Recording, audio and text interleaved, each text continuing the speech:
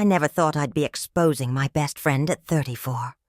The day I decided to destroy Jasper Caldwell's empire, I was sitting in my cramped Oakland studio apartment, staring at 5 years' worth of emails, code repositories, and voice recordings that proved I had built everything he claimed as his own. His social media platform that made him a billionaire, the algorithm that revolutionized how people connect online, even the business plan that attracted his first investors. All of it was mine, created during countless sleepless nights while I juggled freelance work to pay for my mother's medical bills.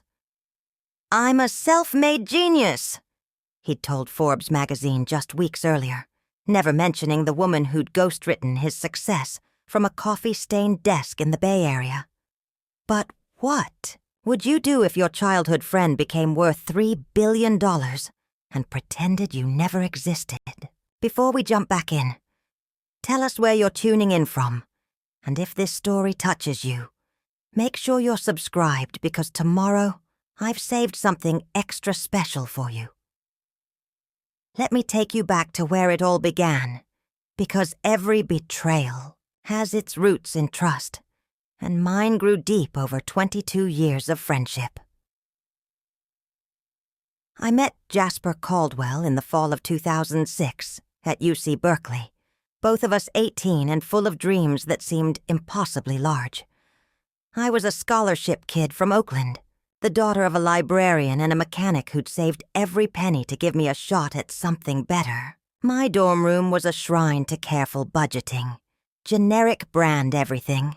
Textbooks bought used and highlighted by 3 previous owners. A laptop that wheezed when it processed anything more complex than a Word document. Jasper lived 3 doors, down in the same residence hall, but he might as well have been from another planet. His room looked like a tech showroom. Dual monitors, the latest MacBook Pro, gaming equipment I'd only seen in magazines. His father owned half of Napa Valley's premium wineries, and his mother sat on the boards of 3 different Bay Area hospitals. Money wasn't something Jasper thought about. It was simply the air he breathed. But here's what drew me to him initially, and what I think drew him to me. We both loved the idea of building something from nothing. I wanted to create stories that mattered, to write code that could change how people communicated. Jasper wanted to revolutionize social connection, to build platforms that would bring the world closer together. We spent hours in the computer lab, me helping him debug his assignments while he painted these grand visions of the future. "Dell," he'd say, pushing his sandy hair back from his forehead in that way that made half the girls in our computer science classes swoon. "Imagine if we could create something that lets people share not just what they're doing, but what they're feeling in real time. Not just status updates, but actual emotional connection." I was majoring in journalism with a computer science minor, fascinated by the intersection of storytelling and technology. Jasper was pure computer science, though he struggled with the technical implementation of his ideas. That's where I came in. I had an intuitive understanding of code that my professors said was rare. I could see the elegant solutions hiding inside complex problems, could write algorithms that were both efficient and beautiful. Our friendship deepened through late-night coding sessions and weekend hackathons. While other students were at parties or football games, Jasper and I were building small applications, experimenting with social networking concepts that were just emerging in 2007. Facebook was still limited to college students. MySpace was king, and Twitter was this weird new thing that most people didn't understand. "You're going to change the world someday," I told him one night, as we debugged a messaging app we'd built for our senior project. We were in his apartment off campus, empty pizza boxes stacked on every surface, energy drink cans creating a skyline across his desk. "We're going to change it," he corrected, and at the time I believed him completely. After graduation, reality hit us both differently. Jasper moved back to his family's estate in Pacific Heights, rent-free and comfortable, with the luxury of pursuing his entrepreneurial dreams without worrying about mundane things like health insurance or grocery money. I moved back to Oakland, to the same small house where I'd grown up, because my mother had been diagnosed with type 2 diabetes and needed help managing her condition. My father had left when I was 16, unable to handle the financial stress of my mother's initial health problems. It was just the two of us now, and I couldn't abandon her to chase Silicon Valley dreams when she needed insulin that cost $300 a month and doctor visits that ate through her librarian's insurance coverage like acid through paper. So I took freelance work, technical writing, small coding projects, website builds for local businesses. The pay was inconsistent, the work often mind-numbing, but it kept us afloat. Meanwhile, Jasper would call me every few weeks with updates about his latest startup idea, his voice bright with the confidence that comes from knowing failure won't leave you homeless. "I'm working on something big, Del," he told me during one of our calls in early 2012. "Remember that emotional connection platform we talked about in college? I think I figured out how to make it work." He invited me to his family's house to see what he'd been building. The Caldwell estate was everything you'd expect from old San Francisco money.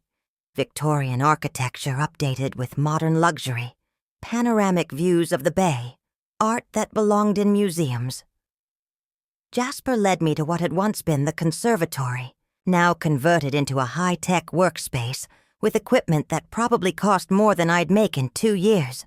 "Look at this," he said, pulling up prototypes on one of his massive monitors. The interface was beautiful, clean and intuitive, but the underlying structure was a mess. The code was inefficient, full of security vulnerabilities, and the user experience felt clunky despite the polished appearance. "It's impressive," I said carefully, not wanting to hurt his feelings. "But I think there might be some ways to optimize the back-end processes." That was the beginning of what I thought was our partnership. Jasper needed technical expertise and I needed steady income.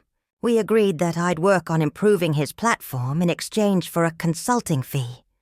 Nothing formal, just payments that would help cover my mother's medical expenses while giving me more interesting work than building WordPress sites for local restaurants. What started as occasional consulting became my full-time focus. The platform Jasper had envisioned required complete reconstruction from the ground up. I spent months rewriting his code, developing the algorithms that would become the heart of his system, creating the user interface that would eventually be praised by design magazines worldwide. I worked from my cramped bedroom in Oakland, my desk pushed against the window to catch natural light, my mother's medical equipment humming softly from the next room. Some days I'd code for 12 hours straight, surviving on coffee and determination, building something beautiful and complex, while Jasper handled what he called the business side. Meetings with potential investors, networking, events, the social aspects of startup life that came naturally to him. "You're brilliant, Del," he'd tell me during our weekly check-ins. "I don't know what I'd do without you." I believed him. More than that, I trusted him completely. When he asked me to sign what he called a simple consulting agreement, I barely read it. When he suggested we keep my involvement low-key to avoid complicating investor discussions, I agreed. I was so focused on the technical challenges, so invested in creating something revolutionary, that I didn't pay attention to the business structures being built around my work. My mother's condition worsened gradually, requiring more expensive treatments, more time away from coding to drive her to appointments and manage her care. But I kept working on Jasper's platform, pouring everything I had into algorithms that could truly understand human emotional connection that could facilitate the kind of authentic social interaction we'd dreamed about in college. By 2014, we had something extraordinary. The platform could analyze not just what people posted, but how they felt about what they posted, creating connections based on genuine emotional compatibility rather than superficial interests. It was elegant, revolutionary, and entirely built on code I'd written in my childhood bedroom while my mother slept in the next room. "We're ready to launch," Jasper announced during one of our calls. His voice carried an excitement I'd never heard before. Electric, with possibility. We. I repeated, savoring the word that implied partnership, shared success, mutual recognition. For years of collaborative work. "I've been meeting with investors," he continued. "They're very interested. This could be bigger than we ever imagined, Del." I hung up that call feeling something I hadn't experienced in years. Hope, not just for financial stability, but for recognition, for the chance to see my work change the world the way we'd always dreamed it would. I had no idea that would be one of the last real conversations Jasper and I would ever have. The email arrived on a Tuesday morning in March 2015, and it destroyed my world in exactly 47 words. "Del, thanks for all your consulting help over the years. Connect Heart is launching today with our lead investor backing. I'll be handling all communications moving forward. Best of luck with your freelance work. Jasper." I read it 3 times before the words actually penetrated. Connect Heart, the name I'd suggested for the platform during one of our late-night brainstorming sessions, was launching without me. Not just without my involvement, but without any acknowledgement that I'd built every line of code that made the platform possible. I sat in my kitchen, laptop balanced on the small table where my mother and I ate our meals, the morning sun streaming through windows that needed cleaning, and felt something crack inside my chest. It wasn't just disappointment or confusion. It was the specific kind of pain that comes when someone you trust completely reveals they've been lying to you for years. My phone rang almost immediately. It was Phoenix Reyes, my best friend from the Women in Tech support group I'd joined 2 years earlier. Phoenix worked as an investigative journalist for TechCrunch, and her voice carried the particular urgency she reserved for breaking news. "Del, are you seeing this?" she said without preamble. "Connect Heart just announced their Series A funding round, $15 million, led by Evangeline Montclair at Montclair Ventures. The founder, Jasper Caldwell, is being called the next Mark Zuckerberg, the founder." I repeated slowly. Not co-founder, not CEO working with technical partners. The founder, singular.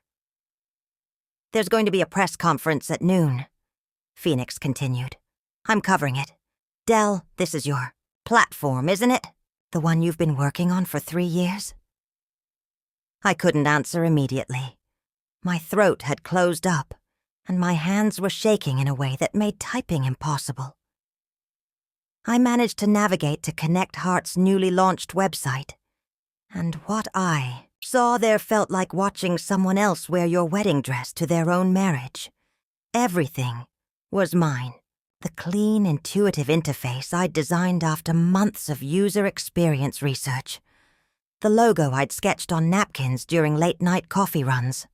The tagline, "Connecting Hearts, not just minds," that I'd written during a particularly inspired coding session at 3 a.m. Even the color scheme reflected choices I'd made based on psychological research about emotional response to digital interfaces.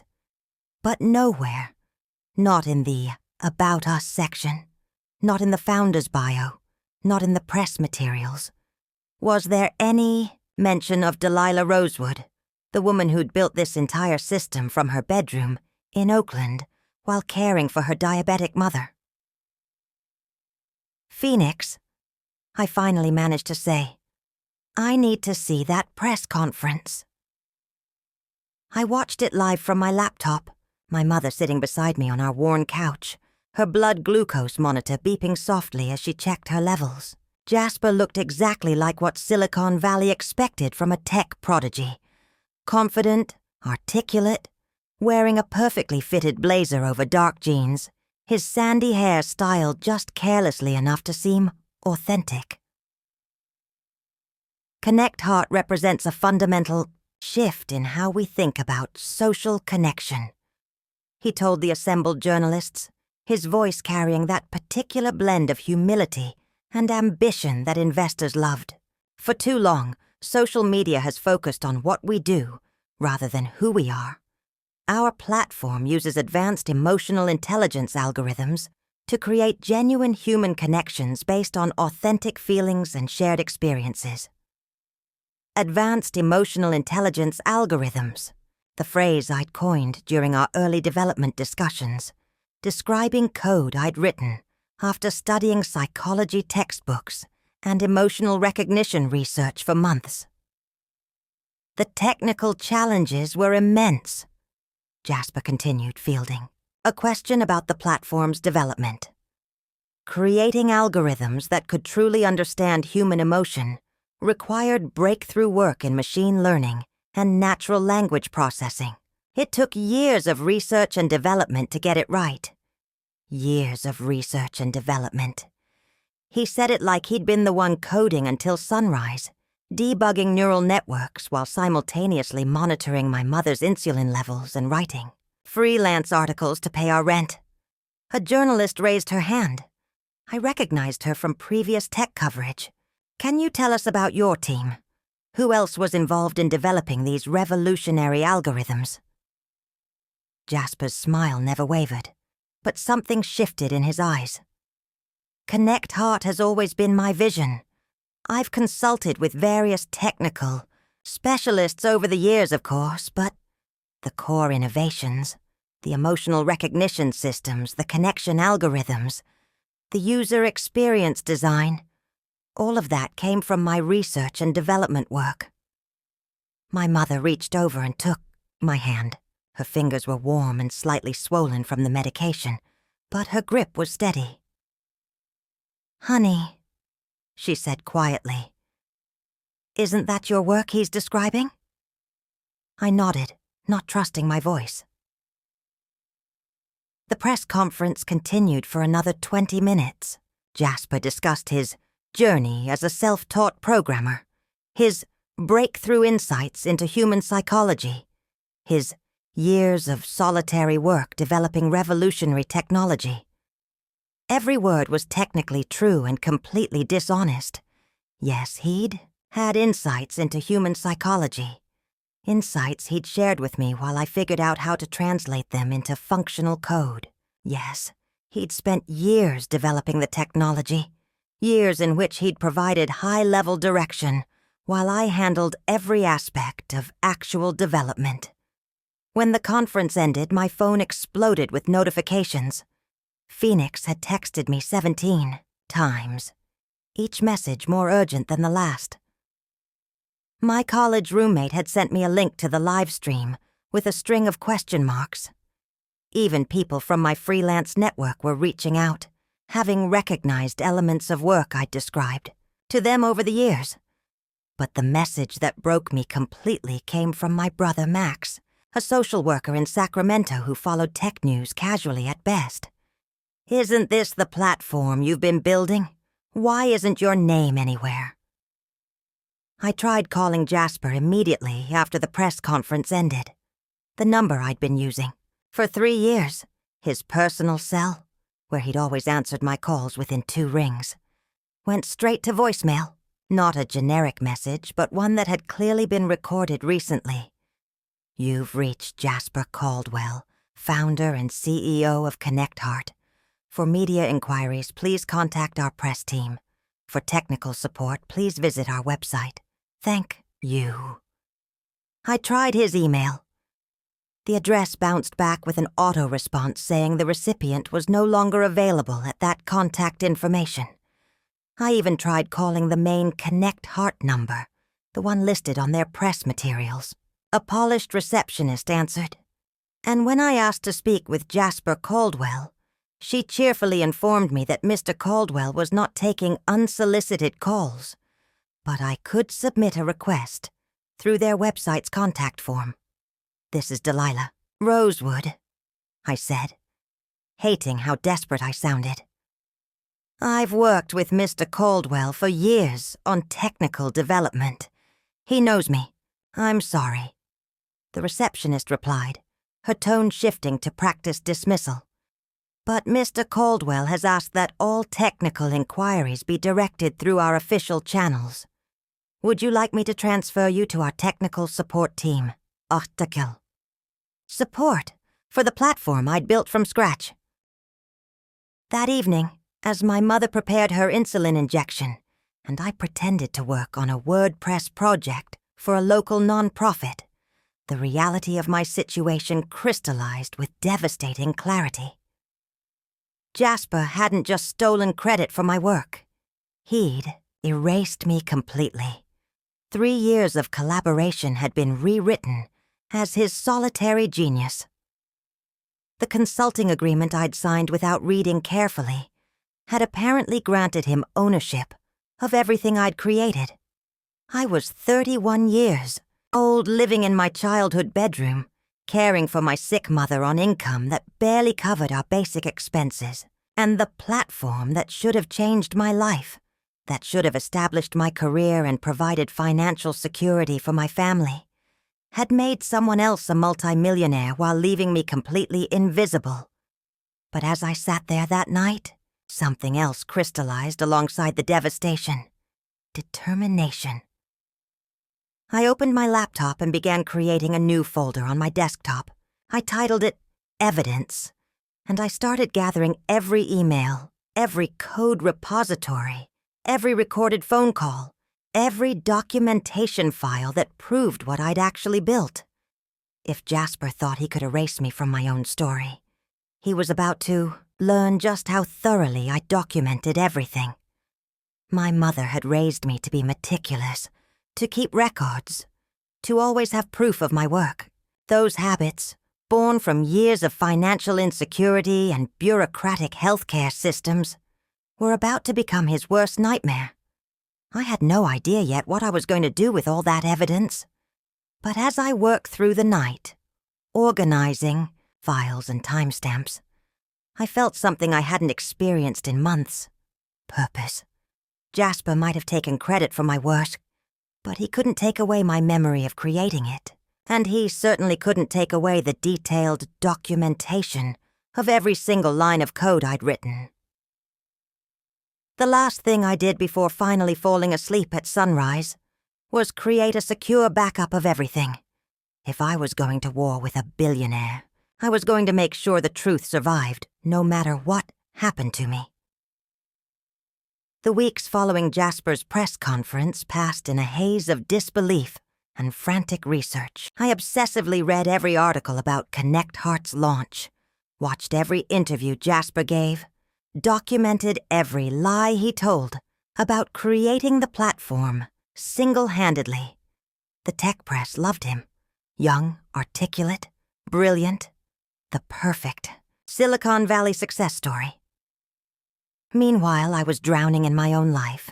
My mother's diabetes had progressed to the point where she needed insulin injections 3 times daily, each dose carefully calculated based on her blood sugar levels, and meal planning. The cost of her medications, even with insurance, consumed nearly half of my monthly freelance income. The other half went to rent, utilities, and groceries, leaving exactly nothing for luxuries like professional legal advice or the kind of wardrobe that would help me be taken seriously in Silicon Valley meetings. "You need to fight this," Phoenix told me during one of our coffee meetings at the small cafe near my house. She'd been covering Connect Heart's meteoric rise for TechCrunch, and her investigative journalist instincts were screaming that something was wrong with Jasper's story. "I've been in tech journalism for 6 years, Del. I know what self-taught programming looks like, and I know what collaborative development looks like. Everything about Connect Heart screams collaborative development. I stirred my coffee slowly, watching the cream swirl into brown spirals. You think anyone would believe me?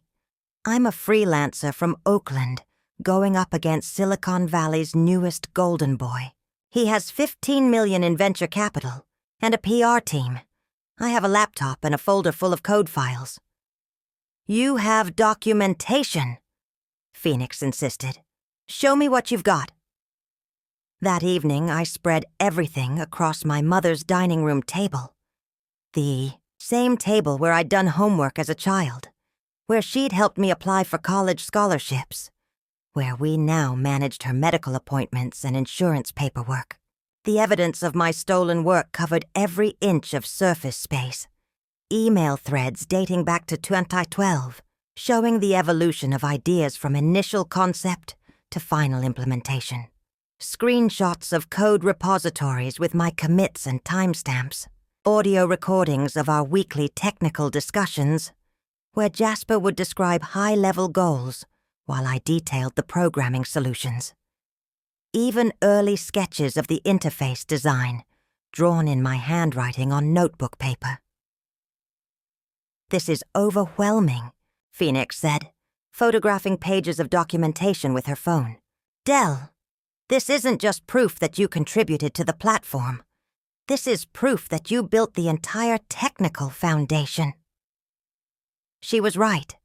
Looking at 3 years of work laid out chronologically, the truth was undeniable. Jasper had provided vision and business development, but every line of functional code, every algorithm, every user interface element had originated from my work. The consulting agreement I'd signed, the document I'd barely read, had given him ownership of my intellectual property, but it couldn't change the fundamental reality of who had actually created Connect Heart. I need to talk to a lawyer, I said. You need to talk to the right lawyer, Phoenix corrected. Someone who specializes in intellectual property theft and has experience going up against well-funded tech companies. The problem was money. Intellectual property attorneys charged hundreds of dollars per hour, and most required substantial retainers before taking on cases against established companies. I spent a week calling law firms, explaining my situation, and hearing variations of the same.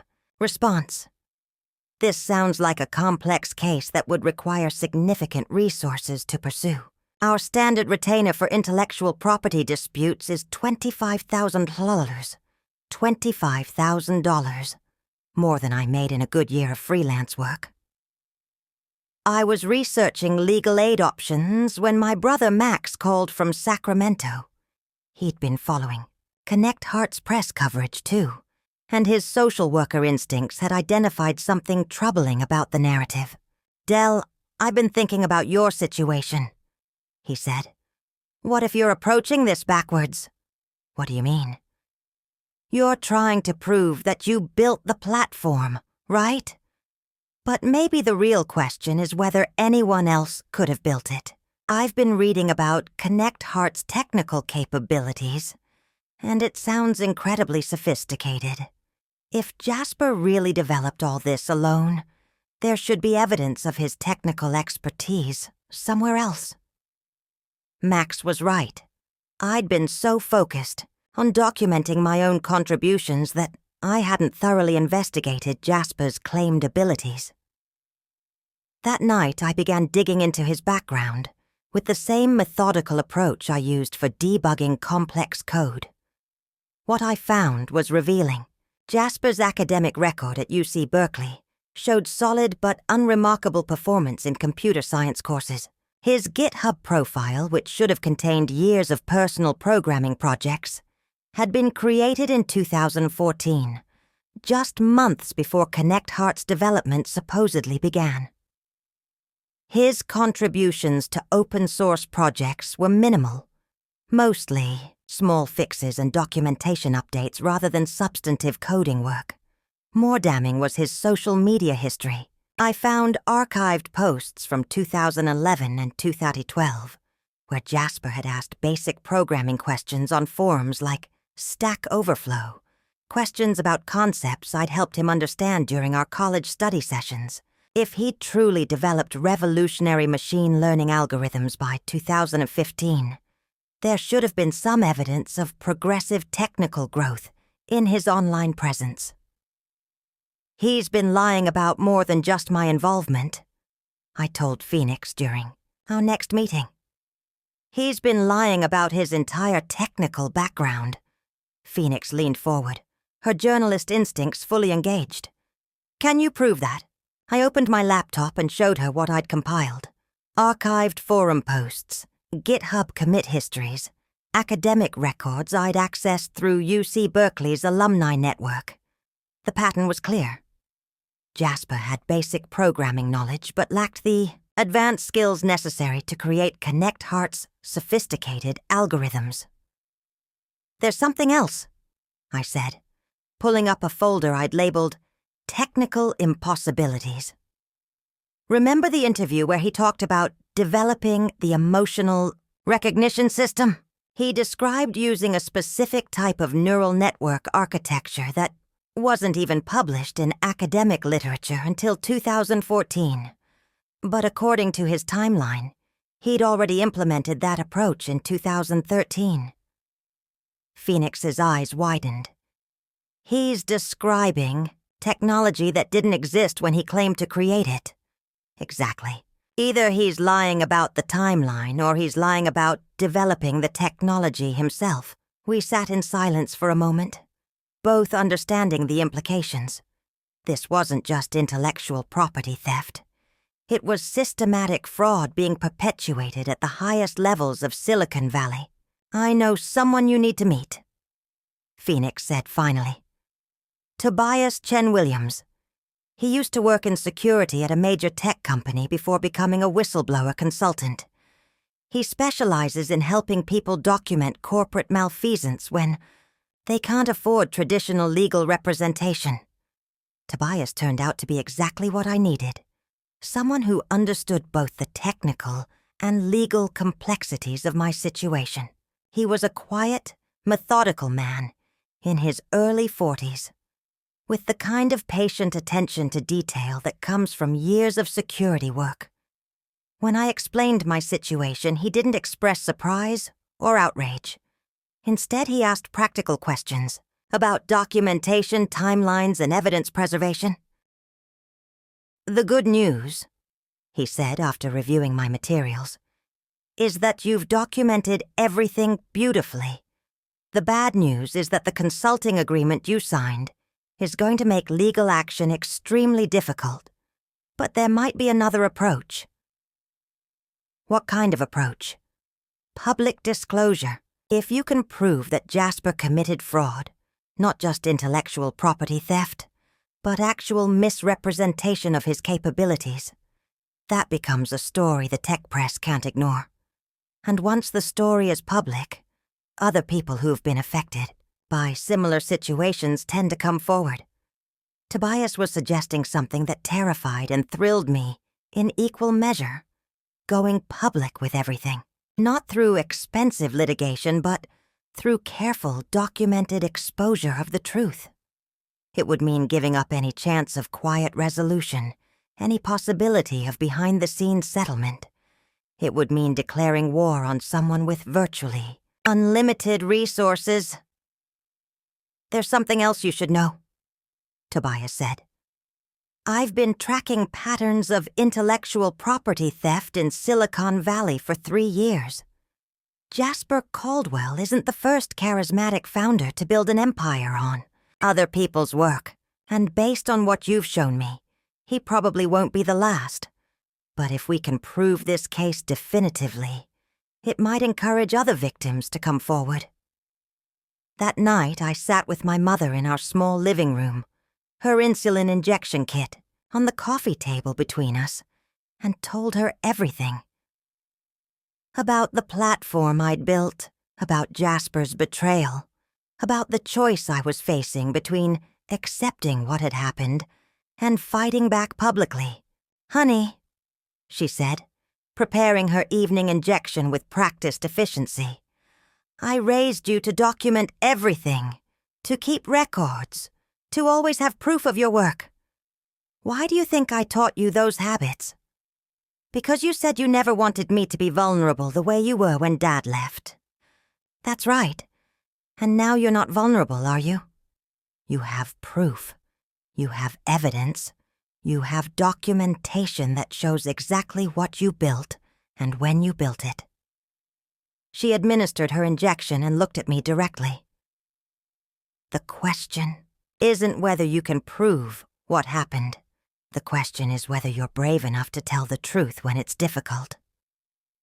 I thought about that conversation for days, weighing the risks against the potential outcomes. Going public meant possible retaliation, certain scrutiny, and the likelihood of making powerful enemies. But staying silent meant watching Jasper build an empire on my work, while I struggled to pay for my mother's medications. The decision crystallized when I received an email from a reporter at Wired magazine. Someone, I suspected Phoenix, had mentioned my situation, and they were interested in exploring questions about intellectual property and attribution in Silicon Valley startups. "We're working on a feature about the hidden contributors behind successful tech companies," the reporter wrote. "Would you be interested in discussing your experience?" I stared at that email for an hour before responding. Once I said yes, there would be no going back. Once I started telling my story publicly, I'd be committed to seeing it through no matter where it led.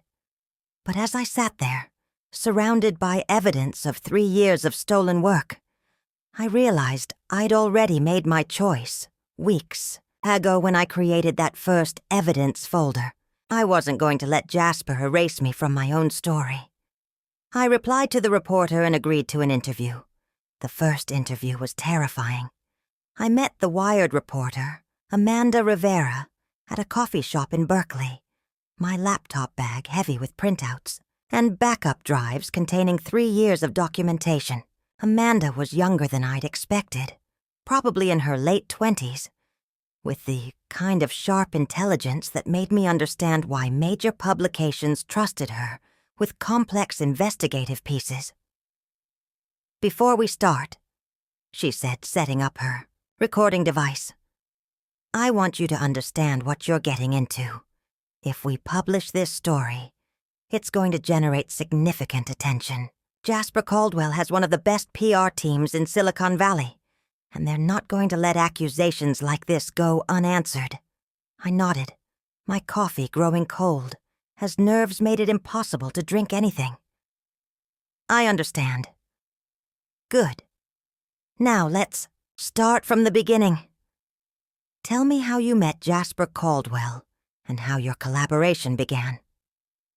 For 2 hours, I walked Amanda through everything, from our college friendship through the development of Connect Heart, from the consulting agreement I'd signed without proper legal review to the press conference where Jasper had claimed sole credit for my work.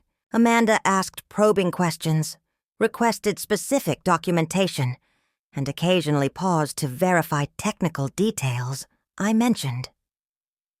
"The code repository is particularly compelling," she said, reviewing screenshots on my laptop. "These commit histories show consistent contributions from your account over a 3-year period, with timestamps that match the development timeline Jasper described in interviews. But there's something interesting here. The commits show code being developed on a local machine and then pushed to the repository.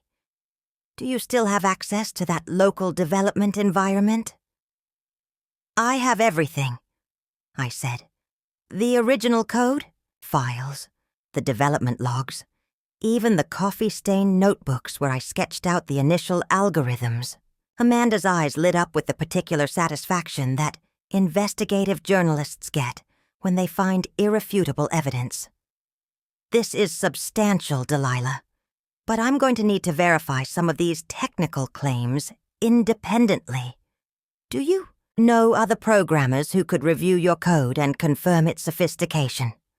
I thought immediately of my contact network from freelance work and women in tech meetups.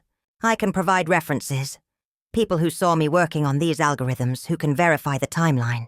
Perfect. One more question. Have you attempted to contact Jasper directly since the launch? I told her about the disconnected phone numbers, the bounced emails, the corporate firewall that had replaced our personal communication channels. Amanda made notes, her expression growing more serious as she understood the completeness of my erasure from Jasper's story. I'm going to need a few weeks to verify everything and reach out to additional sources, she said. This story could be significant, but it needs to be bulletproof before publication. Those weeks of waiting were torture.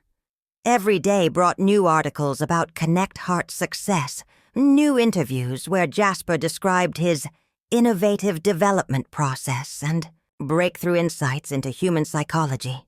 The platform had gained 3 million users in its first month, and venture capital firms were already discussing Series B funding that would value the company at over $100 million.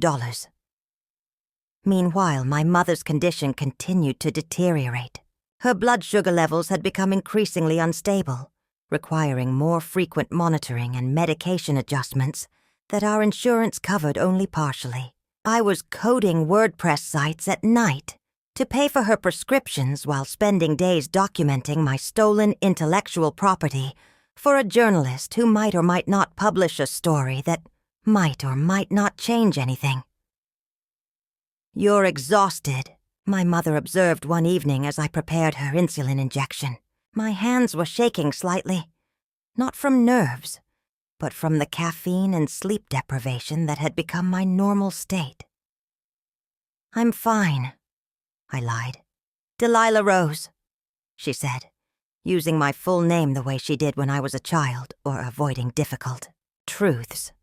"You're not fine. You're running yourself into the ground trying to fight this battle while still taking care of me and maintaining your freelance work.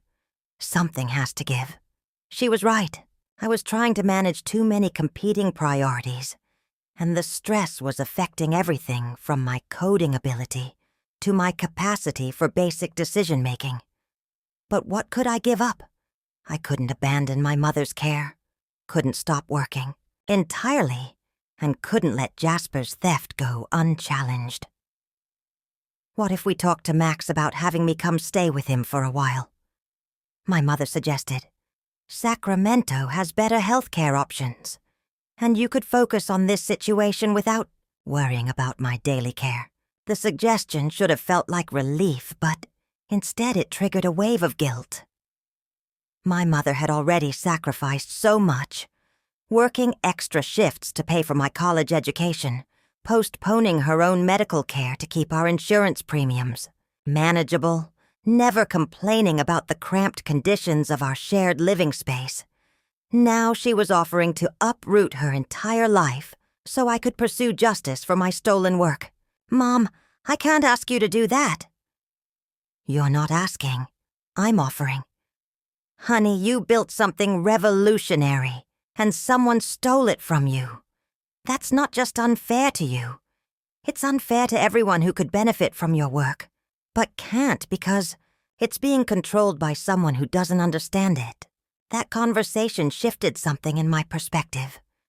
I'd been thinking of my situation as a personal grievance, a matter of getting credit and compensation for my individual contributions.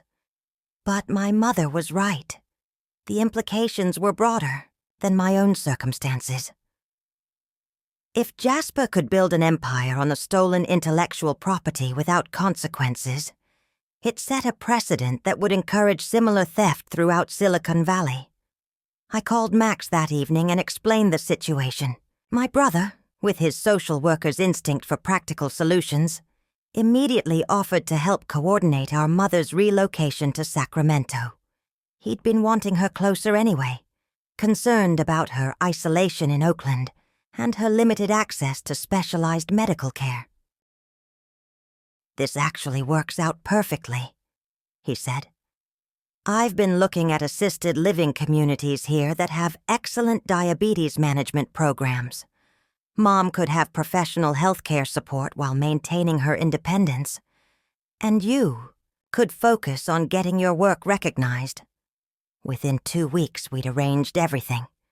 My mother would move to a senior community in Sacramento that specialized in diabetes care, with costs partially covered by Medicare and supplemented by what we'd save on Oakland rent. I would move to a studio apartment in San Francisco, closer to the tech community and the journalists investigating my story. The San Francisco apartment was smaller than I expected, but full of possibility. Bare walls, clean corners, and none of the medical clutter that had dominated every room back in Oakland. It smelled like fresh paint and citrus cleaner. I hadn't brought much. Just my laptop, my external hard drives, and a box of notebooks filled with code drafts, diagrams, and old journal entries. Everything else was either in storage or with Mom in Sacramento. Phoenix helped me carry the last box in, pausing to look around with a whistle. "Minimalist," she said. "You planning to become a monk or just too tired to unpack?" "Both." She raised an eyebrow and dropped the box with a soft thud. "Ready to burn it all down?" I wasn't sure, but I knew one thing. I was done playing quiet genius in the background of someone else's empire. Amanda Rivera at Wired had gone quiet for 10 days after our interview, explaining she needed time to verify sources and cross-reference technical claims. Tobias was digging into Connect Heart's security practices and investor documentation, and Phoenix had been whispering in the right ears at her publication. It was all building. The pressure, the attention, the risk. But nothing, not even the weight of that impending public explosion, prepared me for the email that changed everything. It arrived at 3:06 a.m., as I was finalizing a timeline of my work on Connect Heart's back-end code modules. The sender was anonymous, the address a string of meaningless letters. The subject line read, "He didn't just steal from you." I stared at it for a full minute before opening it. Delilah, you don't know me, but I worked at Meridian Labs when Jasper Caldwell started coming round. You think you know what he took from you, but it goes deeper. You're not the only one. Look up Project Echo. That's where it all started. That's where he learned how to erase people. A friend attached was a single document. An old PowerPoint presentation dated 2010. The first slide bore the logo of Meridian Labs, a now-defunct AI research group that had been swallowed by a Google acquisition back in 2014. And below it, the title, Project Echo, Emotion Modeling Through Behavioral Signal Processing. I clicked through the slides, heart pounding, each one described in eerie detail. A system designed to parse emotional states from digital behavior, keystroke rhythms, scroll speed, sentence structure, mouse movements. The underlying framework was shockingly similar to the one I'd built for Connect Heart's emotional recognition engine, except this one predated everything I'd done, not by months, by years. The kicker was slide 12. Developed in partnership with cognitive modeling consultant Jay Caldwell, Q3 2010. I froze. That was the year Jasper had disappeared for 6 months, claiming he was traveling through Europe after a minor mental health crisis. I remembered thinking he'd sounded different when he came back, less dreamy, more calculated. Now I had a theory why. He hadn't been backpacking through Italy.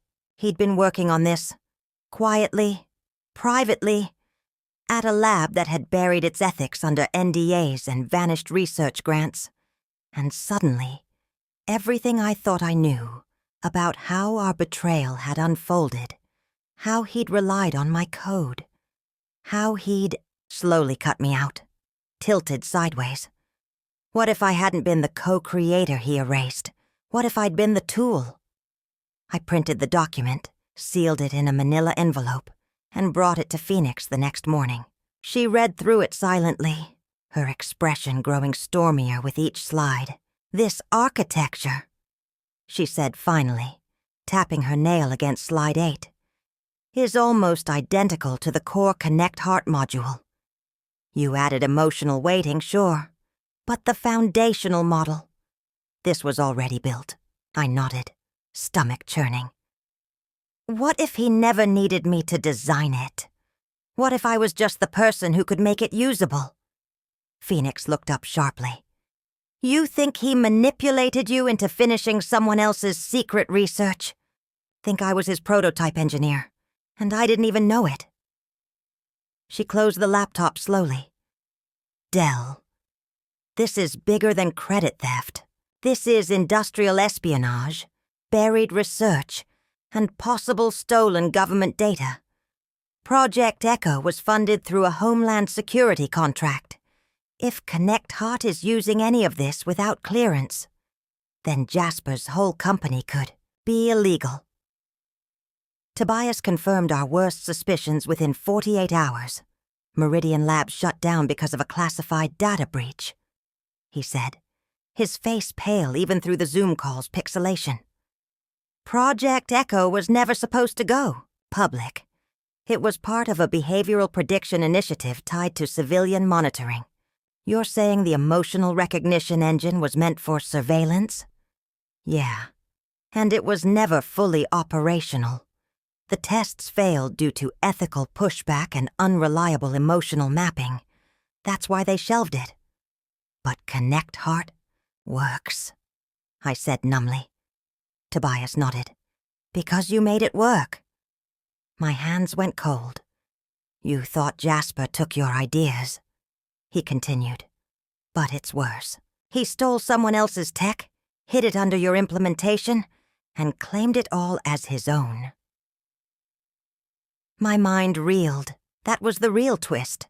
Not that Jasper had stolen from me, but that he'd used me to launder stolen government research and repackage it as a feel-good social platform. I hadn't just been betrayed, I'd been weaponized. We met Amanda that Sunday in a parking lot in Marin County, under a layer of fog that made the whole thing feel cinematic and vaguely illicit. She brought a security expert from her editorial team. We brought the printed files, a USB stick with my full codebase, and the Project Echo deck. Amanda looked pale by the time she finished reading it. "This is going to tear Connect Heart in half," she said.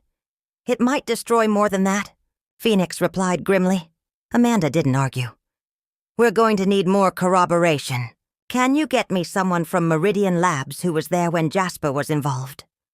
Tobias answered before I could.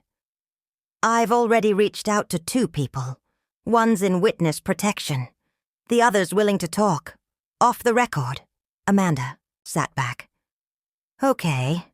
We do this carefully. We corroborate every line. Because if we publish this and get sued, I want the truth to be so airtight no judge in the world would touch it." I looked out across the parking lot where fog was curling, in slow waves along the asphalt. The first drops of rain began falling. This was no longer a personal story about betrayal. It was a conspiracy, and I was going to dismantle it. We didn't sleep much after that.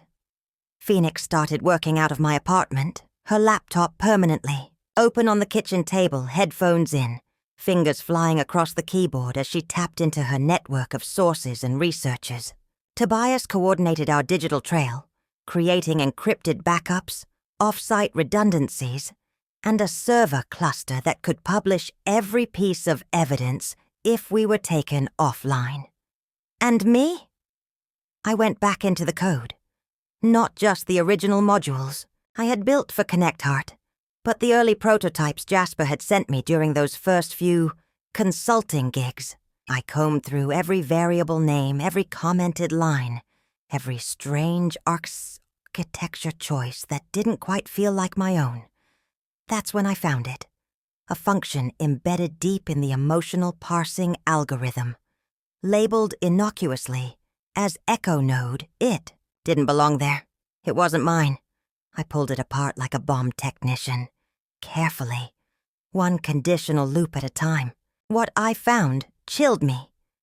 The Echo Node function silently captured behavioral metadata from user interactions. Mouse speed, typing cadence, time between clicks, and packaged it into a secondary data stream. That stream wasn't used for matchmaking or emotional mapping. It was sent off-site, encrypted. I traced the IP addresses. They pointed to servers leased through a shell company in Virginia, with ties to a defunct subcontractor for Meridian Labs, a company that, on paper, no longer existed. I had built this code, but Jasper had embedded someone else's spyware in it. The emotional resonance engine everyone hailed as revolutionary wasn't just connecting people. It was studying them, learning from them, feeding data into something else, and I had unwittingly delivered it to millions of users. I leaned back from my screen, nausea twisting my stomach. He hadn't just used me. He'd made me complicit. Amanda's eyes were wide as I walked her through the function during our next meeting. "This isn't just a twist," she said. "This is a grenade. If the public finds out that ConnectHeart has been harvesting behavioral data without consent..." "They'll sue," Phoenix said. "Hard. No, they'll riot," Amanda countered. "Because this isn't ad targeting. This is predictive profiling. The kind of tech that could be used to guess mental health crises, political leanings, even violent tendencies." Telling and preparing this story took us a lot of time, so if you are enjoying it, subscribe to our channel. It means a lot to us. Now back to the story. And ConnectHeart is pitching itself to schools and therapists now, I added quietly. Amanda stared at the screen for a long time. If you're right, this could be the biggest tech scandal since Cambridge Analytica. Tobias, who had joined us virtually, shook his head. Bigger. Because this time they built the tech to feel safe. 3 days later, Amanda sent word that Wired's legal team had greenlit publication, pending one final confirmation. "We need someone who worked inside ConnectHeart to confirm this data stream still exists in the live product," she said. "It's the last missing piece. There was only one person who could give us that. Toby. Not Tobias. The other Toby. Tobias. Toby. Chen Williams. The former head of security at ConnectHeart. The man who'd already lost his job for asking too many questions. He agreed to meet me under one condition. No recordings." We sat in a cafe in the Richmond district, sunlight cutting across our table as he stirred his tea 3 times, then tapped, the spoon exactly twice against the rim. An old habit. Maybe military. Maybe just nerves. "I was hoping you'd come back to this," he said after a long silence. "You were the only one who could expose what really happened." "You knew about the data stream?" "I found it by accident. During a routine audit. The code was clean, the behavior subtle. But the outbound requests didn't make sense. It wasn't just analytics. It was diagnostic." He glanced around, lowering his voice. "Jasper called it refinement data. Said it was part of an experiment. He told the board it was anonymized emotional feedback to improve user experience. But the IP routing told another story." "Why didn't you go public?" "I did. I filed an internal report. 3 weeks later I was let go, for cause. A vague clause in my contract. No severance, no reference." "What cause?" "Disruptive behavior and unfounded accusations. Classic whistleblower clause. They buried me. And you stayed silent." "I didn't have proof. Not until now. He slid a USB stick across the table. This is a debug log I kept before I left. It shows packet captures from the Echo node function, including payload previews. It's enough to validate everything you've told Wired. I picked it up, my fingers shaking. You're going to destroy him, Toby said. You ready for that? No, I admitted. But I'm ready to stop hiding. Amanda moved fast after that. In less than a week, Wired released their bombshell. Ghost in the code, the real brains behind Connect Heart, and the surveillance engine hidden within. The headline landed like a meteor. Within minutes, my phone was exploding. My email, my DMs, every major news outlet picked it up within 12 hours. The story trended on Twitter for 3 straight days. Reddit melted down. YouTube explainer videos were everywhere. 'Twar Echo Gate. Who built Connect Heart? To Delves Jasper. But the real blow didn't come from the public. It came from Evangeline Montclair. Evangeline's statement hit the press 2 days after the story broke. As an investor and partner, I was not aware of the Project Echo lineage or the data collection methods embedded in Connect Heart's core system. I am suspending all further funding rounds and launching a full third-party audit of Connect Heart's codebase and infrastructure. Effective immediately, Jasper Caldwell has been placed on indefinite leave, pending the results of this investigation. It was like watching him vanish in real time. His face disappeared from the Connect Heart homepage. His personal blog went offline. Even his Wikipedia page was edited within hours to include a controversy section, half the size of a novel. Jasper Caldwell, the boy who once told me we'd change the world together, was being scrubbed from it instead. I should have felt vindicated. Instead, I felt hollow, because I had finally exposed the truth. I had set fire to the lie that consumed my 20s. I had held the receipts up to the world and said, "Look, I built this," and the world had listened. But it hadn't brought my mother back. It hadn't returned the years I spent ghostwriting someone else's genius. It hadn't unmade the nights I'd stayed awake trying to decide between her insulin and a full week of groceries. It hadn't given me peace. Max called me the night the story aired on 60 Minutes. "Hey, sis, you did it." "No," I said, voice quiet. I started it, because what had begun as a personal reckoning had become something more dangerous. People were reaching out now. Former employees, contractors, engineers. Not just from Connect Heart, but from half a dozen other tech companies. He erased me too. They took my prototype and gave it to someone else. I was silenced with NDAs and legal threats, a tidal wave of erased voices, ready to be heard. I didn't know what to do with them yet, but I knew this wasn't the end of the story. It was just the end of his version, and the beginning of ours. The first time I walked into Cordelia Ashworth's newsroom office as more than a tipster, I felt like I was walking into court. Stacks of printed drafts sat beside annotated notebooks. An oversized bulletin board was plastered with headlines, legal briefs, red string, and a blown-up photo of Jasper Caldwell at the Connect Heart launch party, champagne raised mid-speech, taped above his head in bold Sharpie. "When he speaks, cross-reference." Cordelia glanced up from a pile of marked-up depositions and gave me a crooked smile. "Well," she said, "your scandal's officially outgrown its fur skin." Phoenix closed the door behind us and sat beside me, looking uncharacteristically quiet. She knew what I knew. What Amanda's Wired expose had started was only the beginning.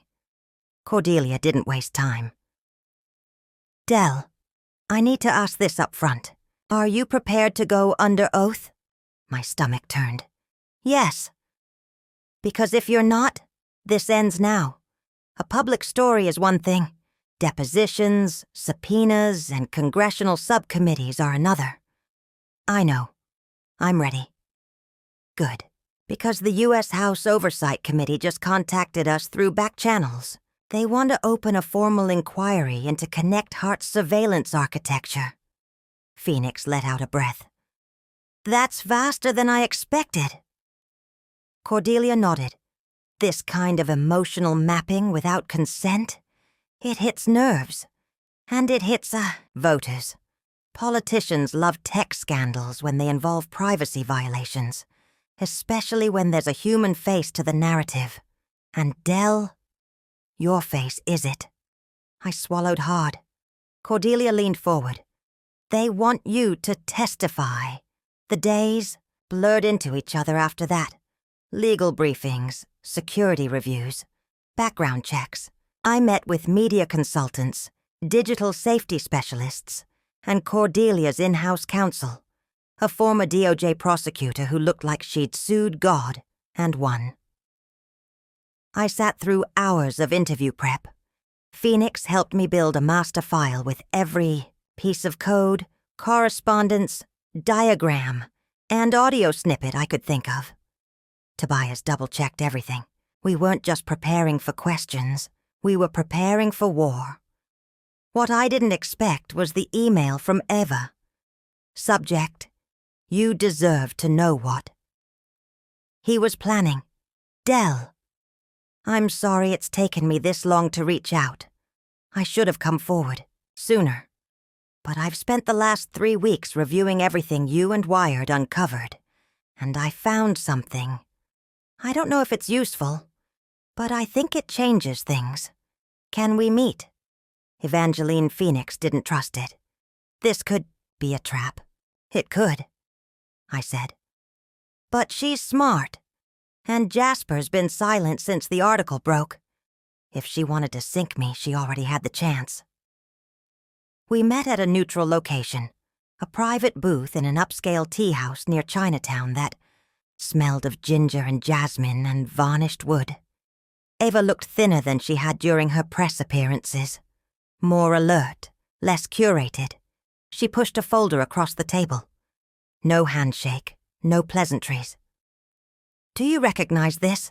She asked. Opened the folder. Inside was a printed pitch deck, Connect Heart Series B funding presentation, dated 2 months before my expose. And tucked inside was a sealed envelope with my name written on it. My name, in Jasper's handwriting. I opened it. Inside was a letter, written on Connect Heart stationery. Dell. If you're reading this, you've probably already seen the fallout. Maybe you even triggered it. Part of me always knew you would. You were never good at staying silent. I know you think I betrayed you, and maybe I did. But it wasn't personal. It was structural. That's how this world works. No one remembers the architect. They remember the brand. I needed you to build it, yes, but I needed the world to believe I did. If you had come with me to those meetings, they would have ignored you. They would have smiled and nodded and written checks in my name anyway. I didn't erase you out of malice. I erased you to protect the myth. I knew eventually you'd come for your part of the story. So here's what I'll offer, if it's not too late. Let's co-author the next version, the next product. Clean, compliant, yours and mine. I'll credit you publicly. Share equity. Let you lead. Just don't burn it all down. You don't have to be a martyr. You can still be a founder. Think about it. J.I. stared at it. Unable to breathe. He had known all along. He'd planned for the moment I turned against him. He'd written this letter assuming I'd be angry. But not angry enough. Not principled enough. Not brave enough to go all the way. He was wrong. Eva watched me read in silence. That letter was sealed inside the investor kit. I found it when I was reviewing our legal compliance materials after the fallout. He was preparing to offer you a deal if things went south, if you didn't publish. So why didn't he reach out? Because I told him if he did, I'd walk. You knew? Not everything, but enough. Enough to know he had built something on stolen ground. I told him I wanted out, and he said he'd fix it. That's when he wrote that letter. Phoenix was right. Ava hadn't been innocent, but she had been lied to, manipulated. Maybe not like I had, but enough that she'd now chosen sides. What are you going to do? I asked. Eva stood. Whatever you decide to do next, I'll back it. Then she paused. But make no mistake, whatever myth he built, it's burning. That night I wrote the speech, the one I deliver before Congress, the one that would go viral before I even stepped off the podium. I started with a quote from my mother, something she used to say when she caught me sneaking extra hours of coding after bedtime. You don't have to be loud to be strong, but when you are strong, don't whisper. For years I'd whispered behind code and contracts and coffee-stained notebooks, but I was done whispering. The morning of my congressional testimony, I woke before sunrise. The apartment was quiet. A different kind of quiet than Oakland. No buzzing insulin monitor. No midnight murmurs of pain from Mum's room. Just me, the city beyond the window, and the sound of my own breath. I wore the blazer Phoenix had convinced me to buy. A tailored black piece with steel gray lining, soft enough to feel like armor but sharp enough to command the room. My hair was pulled back. My badge credentials clipped at the collar. And in my shoulder bag, the speech I'd written, a thumb drive with my exhibits, and a photo of my mother. I took the BART to Civic Center, even though they'd offered a car. I needed to feel the ground beneath me. I needed to remember that I was not the image people saw in headlines and tweets. I was still Delilah Rosewood from Oakland, daughter of a librarian, builder of back-end systems, and ghost of someone else's genius. But that ghost had walked into sunlight now, and I wasn't going to flinch. The hearing room was fuller than I expected. Press, staffers, photographers. The room buzzed with fluorescent lights and anticipation. Cordelia sat beside me in the front row, her expression set and unreadable. Tobias stood at the back, arms folded like a silent sentinel. And Phoenix, bless her, was already tweeting from the press box. The chairwoman called the session to order, then my name, and then silence. I rose, walked to the table, and adjusted the mic. My name is Delilah Rosewood, I began, my voice echoing through the chamber. And for 5 years, I was the invisible engineer behind the technology that powers ConnectHeart. AI ripple of camera clicks. I built the algorithm that maps emotional connections through digital behavior. I designed the architecture, wrote the code, tested the models, and handed it all over to someone I thought was my friend. Pause. He told the world he built it alone. He told investors, journalists, and regulators that he was a self-made genius. He told everyone that ConnectHeart was a miracle of one man's insight. Another pause. And he lied. I walked them through everything. From Berkeley to the consulting contract. From debugging his emotional logic system to building it from the ground up. From my mother's sickness to my silence.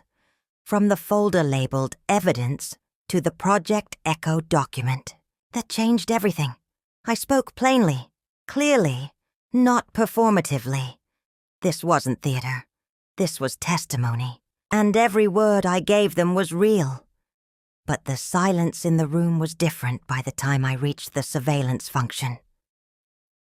When I discovered the Echo Node function, I said, clicking to my first exhibit on the screen behind me, I realized ConnectHeart wasn't just mapping emotions. It was capturing metadata, how users typed, where they hovered, how long they paused between thoughts. All of that was packaged, encrypted, and sent to servers tied to defunct defense contractors. Gasps. Notes scribbled. One of the panelists visibly blanched. I didn't know what I was building, but I know now what it became. And then I looked directly at the chairwoman. This technology is already in use. Right now. On millions of devices. Without consent, without oversight. If we don't act, we're not just enabling a lie. We're endorsing a surveillance apparatus dressed up as a social good. I ended with the photo of my mother. She taught me that documentation is protection, that the truth, recorded and preserved, is our best defense against revisionism. So this is my documentation. This is the truth. And I sat down. The questions came fast after that. How did you first realize Jasper was lying? What did the consulting contract say? Did you receive any compensation? Are you pursuing legal action? Do you fear retaliation? That last one caught me. I did, I said, but not anymore. The hearing made national news. CNN ran it. NPR broke it into a podcast episode.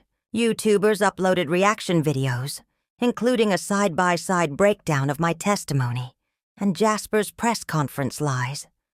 But the biggest impact came not from the media.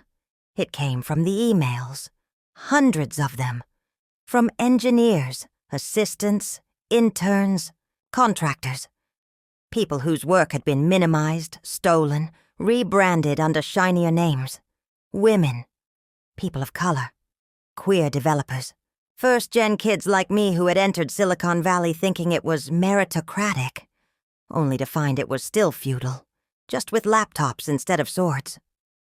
One message stuck with me. Dell, I've followed your story since Wired dropped it, but seeing you speak today broke something open in me.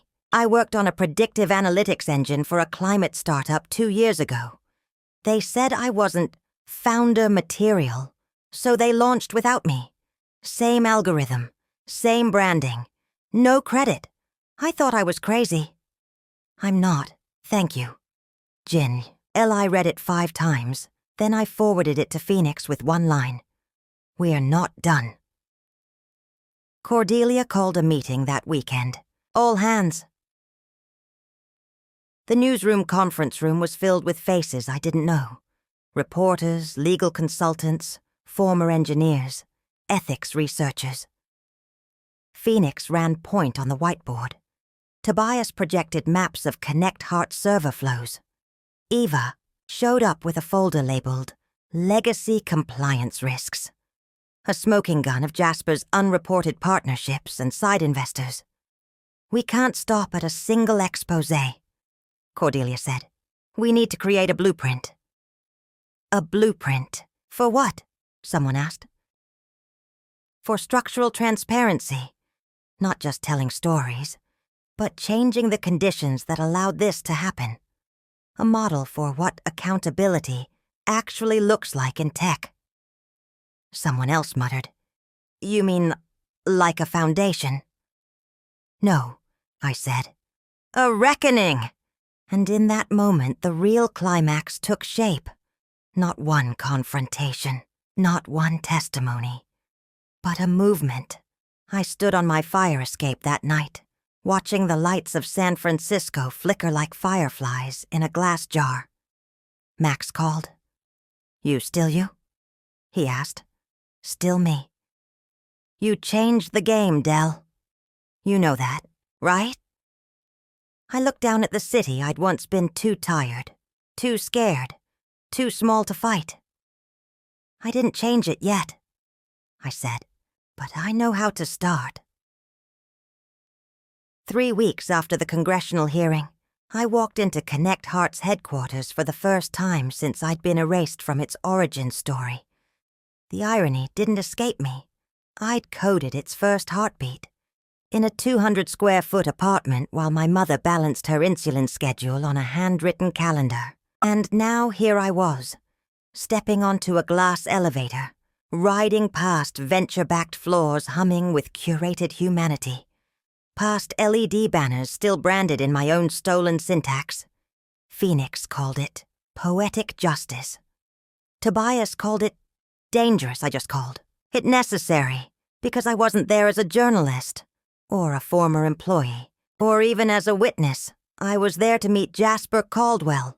One last time, Eva arranged it. Not through legal channels or PR handlers or corporate intermediaries. She called him directly. "He'll see you," she said. "But not here. Not at Connect Heart. He won't want to be seen with you in public. He's ashamed. No," she said. "He's calculating." She gave me an address in Pacific Heights, his childhood home. The one I used to visit when we were 20 and dreaming. I asked Phoenix if she wanted to come. She shook her head. "This one's yours, Dell. But wear the wire." The house hadn't changed. Same sprawling bay windows, same marble staircase, same manicured rose garden that his mother once hired a feng shui consultant to rearrange for emotional flow. The butler let me in with a glance. "Library," he said. "End of the hall." And there he was, Jasper Caldwell, architect of $1 billion lie, standing by the fireplace like a man about to deliver a eulogy. His hair was shorter, his expression tighter. The charisma he used to wear like aftershave had curdled into something colder. "Dell," he said almost warmly. "Jasper," he gestured to the armchair across from him. "Sit." "I didn't. You sent Ava to offer me a deal," I said. "Why?" He exhaled, slow and performative. "Because I know how this ends if I don't. Enlighten me." "You burn the company to the ground. The feds investigate. Users flee. Investors pull out. I become another fallen icon on a TED Talk stage about ethics in AI. And I become radioactive. For a year. Maybe 2. But eventually someone else builds a shinier version of what we made, and the world forgets. Not this time." He raised an eyebrow. "Because I'm not letting you fade into a cautionary tale," I said. "I'm turning you into a precedent." Something flickered behind his eyes. "You think you're the first person to try this?" he asked. "Dell, I've survived worse than congressional hearings. You're brilliant, but you're also emotional. And emotional people don't win in tech. Strategic ones do. And yet, here I am," I said, "wearing the wire, while you confess to weaponizing stolen surveillance tech." He blinked, then laughed. "That's cold, Dell. Not as cold as leaving me out of the platform I built to take care of my dying mother." Silence. He moved to pour a drink, something amber and expensive. Then another for me. I didn't touch it. "You really think you can undo all of this?" he asked, his voice quieter.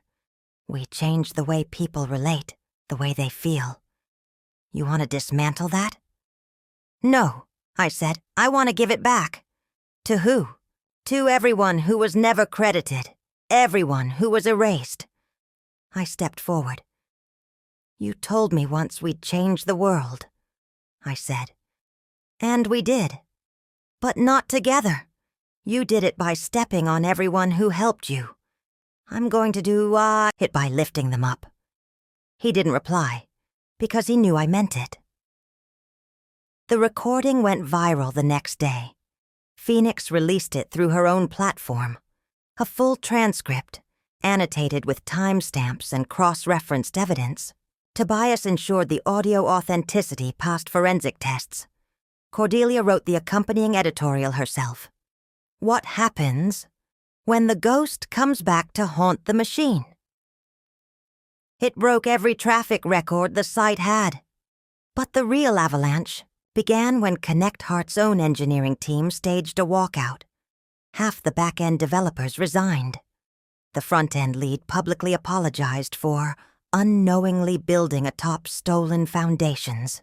Junior staff leaked Slack messages showing internal knowledge of Echo Node, dating back to version 2.4, and then came the lawsuits.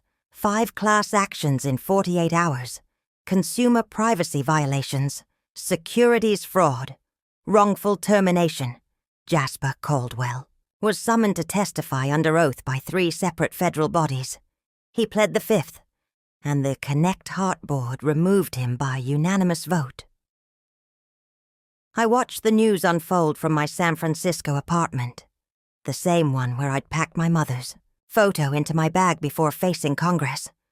But this time, I wasn't alone. Phoenix was beside me. Cordelia called every 2 hours. Tobias had installed 3 layers of digital firewalls around my devices, and Max sent me this text. Mom would have cried watching this. But proud cry? The kind where she wipes her glasses and keeps reading anyway. Didn't cry. I just sat back, breathing through the noise. Because this was what justice felt like. Not clean, not cathartic, but real. But the climax wasn't in the courtroom, or the code base, or the collapsing PR machine Jasper had built to defend himself. It came at a town hall held by a group of engineers I'd never met. Former Connect Heart staff, freelancers, startup dreamers who had seen their work erased or absorbed or repackaged without credit. They invited me to speak, but when I arrived, I found they had already printed the banner. The Rosewood Protocol, Standards for Attribution, and Transparency in Ethical Tech. They had named it after me. I stood on that stage and looked out at a room full of people like me. Brilliant, tired, overlooked. And I realized something I hadn't dared to believe before. I had changed something. Not just the story, the system. The Rosewood Protocol was supposed to be a working title, a placeholder on a shared Google Doc full of idealistic engineers and designers hoping to sketch a better blueprint for tech accountability. But it stuck. Within 2 weeks, the document had been downloaded more than 300,000 times. Within a month, 3 mid-sized startups had publicly adopted it as policy. By spring, a nonprofit had formed to maintain and evolve it, staffed mostly by former Connect Heart engineers who'd walked out when my story broke. The original tenets were simple. Every contributor receives visible credit at launch. All contracts must include a plain language breakdown of IP rights. Algorithmic architecture maps must be made available to a third-party ethics review board before launch. Emotional or behavioral. Data collection requires explicit, opt-in consent, with revocable permissions at any time. But it wasn't the document that mattered most. It was the movement it sparked. I kept a low profile after the second wave of media frenzy. Not because I was afraid. Those days were gone. But because I needed air, space, perspective. One afternoon, I took the train to Sacramento. Max met me at the station.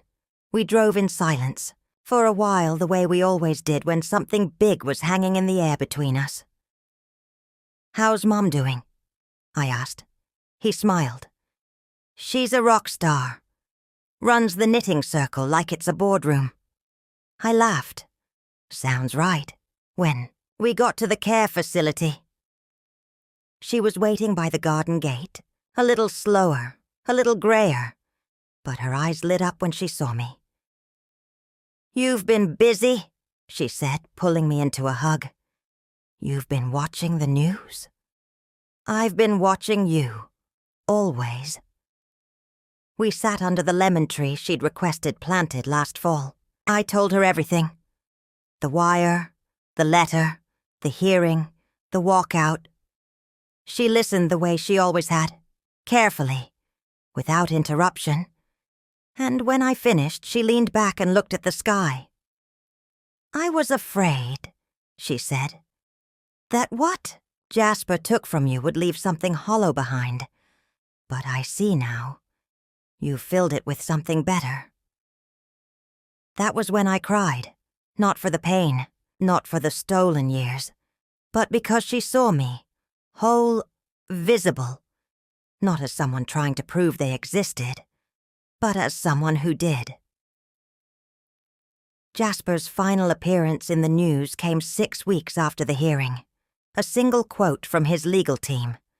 "Mr. Caldwell has chosen to step away from public life to reflect on recent events.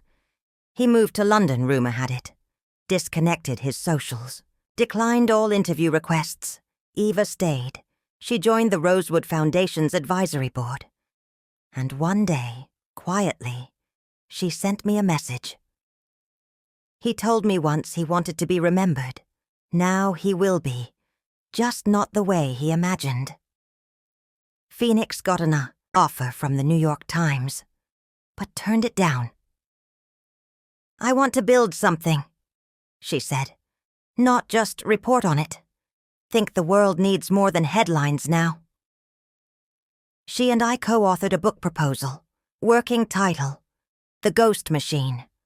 How Silicon Valley builds empires on the work it refuses to see. Tobias started consulting for whistleblowers full-time. He asked if I wanted to co-host a podcast about ethical design in tech. I said yes, but only if I got to name it. The Rosewood podcast launched that fall with 500,000 listeners in the first month. Our premiere episode, How to Build Something Worth Being Remembered For. We ended every episode the same way. If you built it, claim it. If you didn't, credit it. And if the system won't let you do either, rewrite the damn system. And that was how the world started changing. Not with a dramatic explosion or a single takedown, but with the long, patient work of reconstruction. The kind my mother taught me. The kind that happens after the climax, when the smoke clears, and the real building begins. The kind of work that doesn't need applause. Just persistence, just truth. The winter after Connect Heart fell, I took a job teaching. It wasn't what people expected, after all the interviews and the podcast and the articles and the surprise award from the National Tech Ethics Council. People assumed I'd launch a startup or become some kind of professional disruptor. But the truth is, I was tired, not defeated, not broken, just done with building for other people's power. So I started teaching a course at San Francisco State. Code and Consequence, Ethics, Attribution, and Accountability in the Software Age. It was a small class, just 16 students the first semester, a few curious comp sci majors, a handful of women from the HCI program, and one philosophy grad student who took notes like she was decoding scripture. I told them on the first day, "This class won't make you a better coder, but it might make you a more dangerous one." They laughed, but they listened. One day, after a particularly intense session about surveillance architecture and consent-based systems, a quiet student named Zane stayed behind. He was soft-spoken, always sat in the back, and wrote his final project on an anti-recommendation engine that erased its own predictive biases every 24 hours. "I wanted to thank you," he said. "Not for the lectures, for the example," I smiled. "What example?" "That you can survive being erased." That stopped me. I don't think I would have believed it was survivable until I saw you do it. That night, I walked home through a drizzle that painted halos around the streetlights. I thought about what Zane said, and I realized something I hadn't before. I hadn't just survived being erased. I'd rewritten the page I was erased from. The Rosewood Foundation had grown faster than any of us predicted. What started as a set of voluntary principles had become a funded research and advocacy nonprofit. We had a board, a staff, a presence. Our 3 major initiatives were CredTrack, an open-source platform for project credit and version tracking that made it harder to accidentally Forget contributors. Clarity clause. A proposed legal standard requiring all employment and consulting agreements in tech to include explicit language about IP, attribution, and usage. EchoWatch. A watchdog program that monitored emotional data usage in AI platforms and issued transparency ratings. We weren't a revolution. We were infrastructure for one. And that, I'd come to learn, was more powerful than any viral moment. Phoenix eventually took the New York Times offer, but negotiated a column on her terms. The Undersunk. Stories of people who'd built the backbone of systems without ever being named. She kept me updated. You started a genre, she told me once. The invisible becoming impossible to ignore. I replied with a smile. Took long enough. Tobias got married, a quiet ceremony. He invited me and Phoenix, and we sat next to his mother and cried at his vows. Later at the reception, I asked him if he missed security work. Not a bit, he said. Now I protect stories, not servers. And then he gave me a look I'll never forget. You protected mine, Del, just by telling yours. My mother passed away the following spring, peacefully, in her sleep, the night after she'd led her reading group's discussion on Kindred for the 3rd time. She left me her journals. Dozens of them.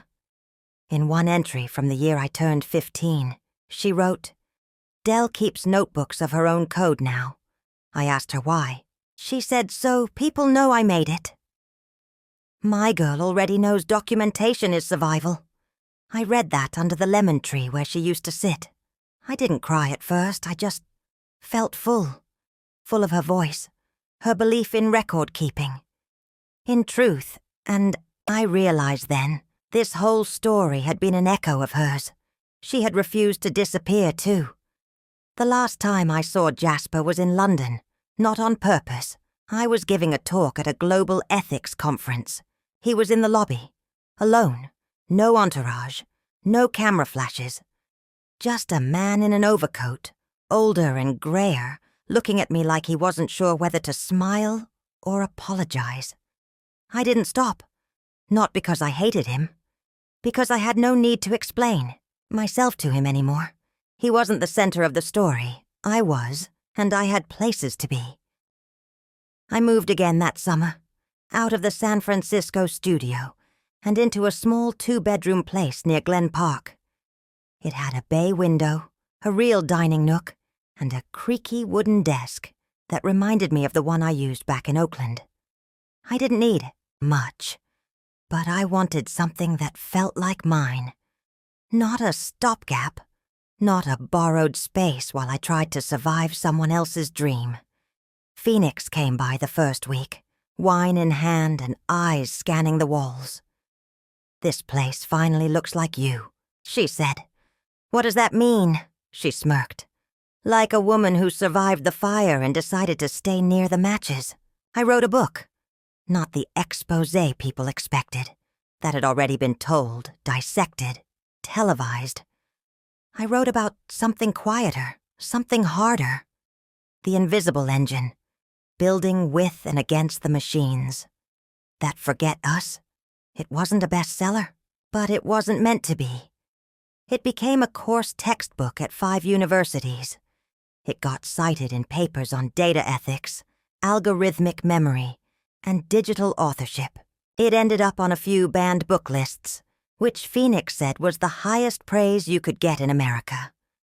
More than once, I got emails from grad students who had found my story in a footnote and followed it all the way to the root. I thought, I was too late to matter, but your story made me realize timelines don't matter. Just authorship. Every one of those messages reminded me why I did what I did. Not to reclaim a spotlight, to reclaim a lineage. Cordelia retired a year later. She left me a copy of her first notebook from her reporting days, bound in cracked leather and stuffed, with handwritten margin notes and furious underlined names, taped to the inside cover, a yellowed newspaper clipping, Headline: Unknown Coder. May hold key to tech empire's origins. The subhead was circled. Sources point to an unnamed female contributor. Caldwell declines comment. Cordelia had kept that article for years before I ever walked into her office. She knew then. And she chose to help me remember. The Rosewood Foundation hosted its first summit the next spring. 100 attendees, engineers, writers, whistleblowers, lawyers, artists, care workers, coders. All of them connected by a shared goal. Accountability without erasure. I gave the opening talk, not as a figurehead, as a peer. Years ago, I said, I wrote thousands of lines of code that connected millions of people. But I was invisible inside it. The platform learned to guess what you were feeling. But it never learned to ask who made it feel. I looked out at the crowd. I don't care if you write Java or poetry or government policy. Just make sure your work remembers who you are, because they will try to forget. They will try to make you believe you were never in the room. A pause. You were. You always were. And this time, the room remembers. Years later, long after, the storm faded. A student of mine stayed after class. She was nervous, the kind of nervous I recognized too well, hands fidgeting, eyes darting to her backpack, as if she might change her mind. She finally spoke. I built something. I smiled. Let's hear it. She pulled out a tablet and launched a program. A simple interface, minimalistic, soft tones. A journaling tool. Except it didn't just store thoughts. It turned them into visual maps, showing emotional progressions, thought loops, patterns of grief or healing. It uses anonymized AI, she said quickly. But the user trains it, not the system. It doesn't recommend. It listens. I was speechless. What's it called? I asked.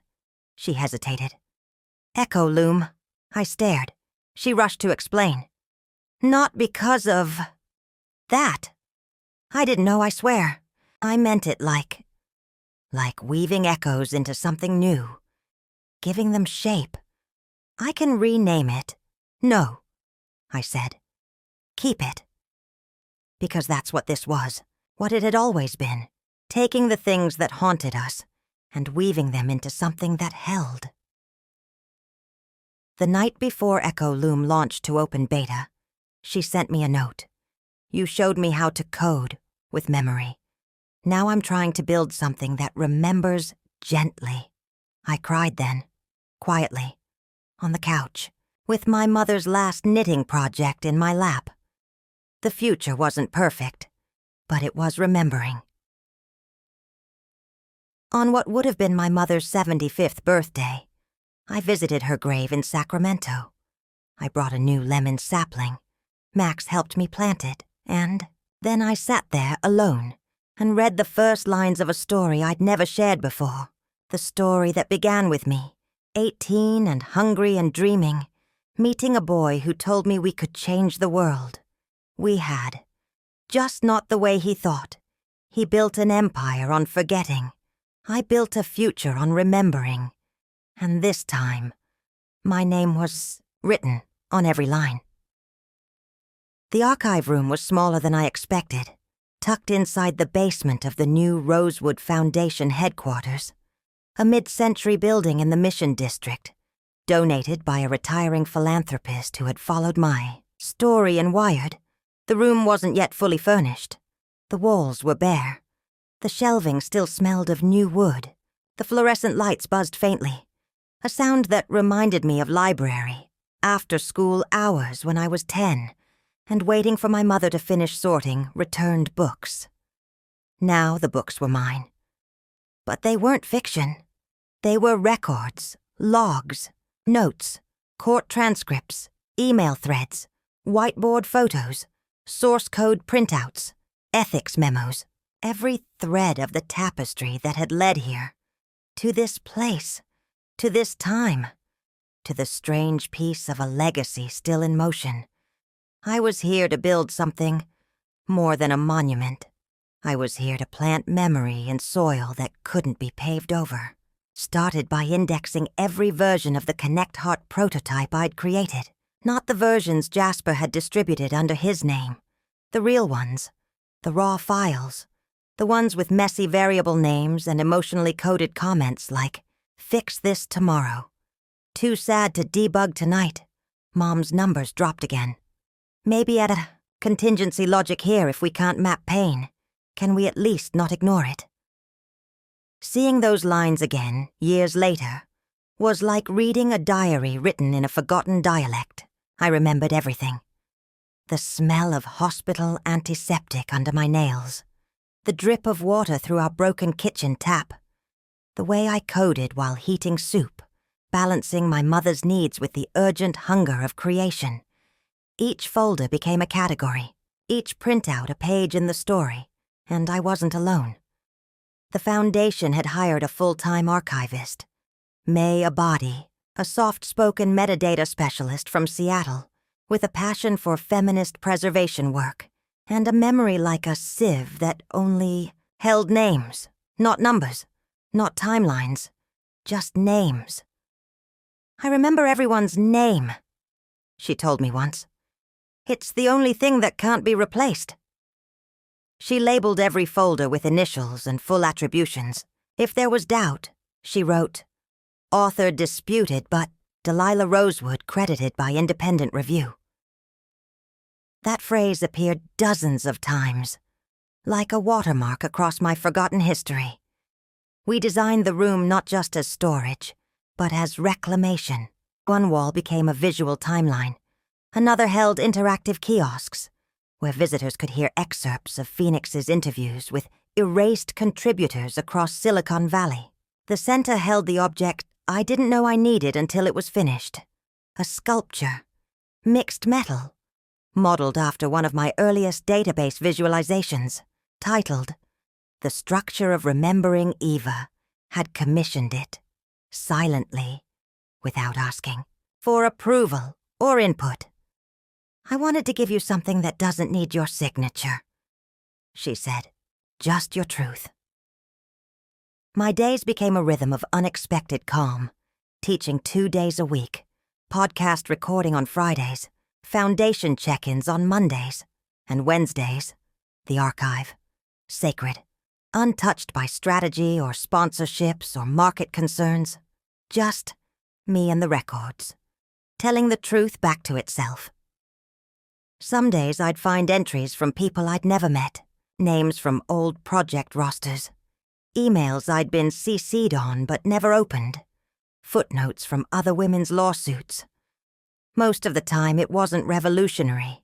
It was quiet, restorative. There's a kind of power in seeing what was almost lost, then touching it again. Naming it, framing it, saying, "You were here. You mattered. Your work lives." A letter arrived in April. Handwritten. Cream paper. No return address. Just a wax seal with the Connect Heart logo. A relic from Jasper's Peak. Branding era. My chest tightened when I saw it.